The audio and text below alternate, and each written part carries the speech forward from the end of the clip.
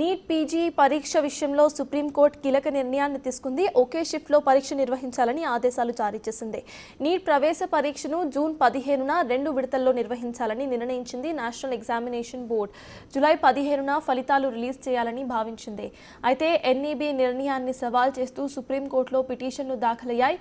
పరీక్షను 2 విడతల్లో నిర్వహించడం వల్ల ప్రశ్నల క్లిష్టత స్థాయి మారి కొందరు విద్యార్థులు నష్టపోయే అవకాశం ఉందని పిటిషనర్లు ఆందోళన వ్యక్తం చేశారు. కనుక ఒకే షిఫ్ట్లో పరీక్షను నిర్వహించాలని కోరారు.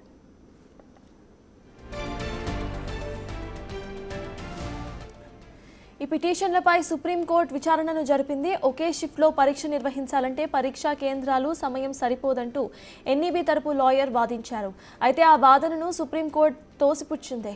జూన్ 15న పరీక్ష నిర్వహణ కోసం ఏర్పాట్లు చేసేందుకు సమయం సరిపోతుందని ఒకే షిఫ్ట్లో పరీక్ష నిర్వహించాలని స్పష్టం చేసింది.